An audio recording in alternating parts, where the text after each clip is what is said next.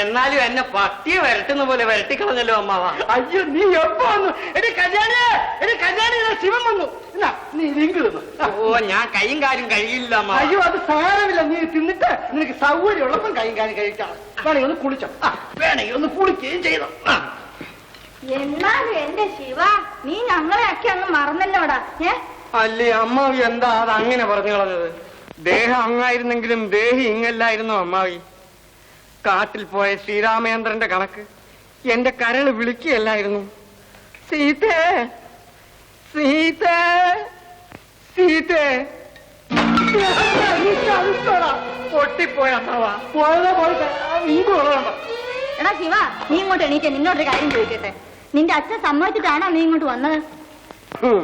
സ്ത്രീധനം തീർത്ത് കിട്ടിയില്ലെങ്കിൽ വീട്ടിന് വെളിയിൽ വിടുകയില്ലെന്നും പറഞ്ഞ് എന്നെ മുറിക്കകത്തിട്ട് പൂട്ടിയിട്ടു അമ്മാവി. എനിക്ക് എന്റെ അച്ഛനാണോ വലുത്, എന്റെ അമ്മാവനാണോ വലുത്? അമ്മാവനാണോ വലുത്, അമ്മാവിയാണോ വലുത്?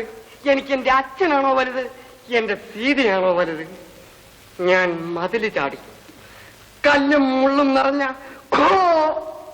വിപിനത്തിലൂടെ സീതേ സീതേ എന്ന് വിളിച്ചുകൊണ്ട് നടന്ന് ഞാൻ ഈ ലങ്കയിൽ ഈ രാവണന്റെ മുന്നിൽ.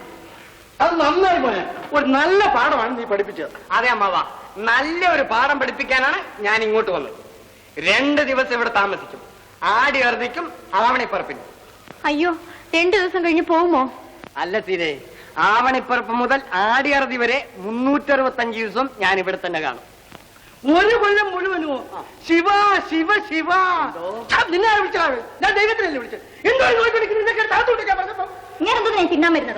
പറ്റി സഞ്ചി എടുത്തോണ്ട് വെച്ചാ. ഇനി ഒരാഴ്ചത്തേക്ക് മലക്കരയുടെ കാര്യം മിണ്ടിപ്പോയിരുന്നു കേട്ടാ.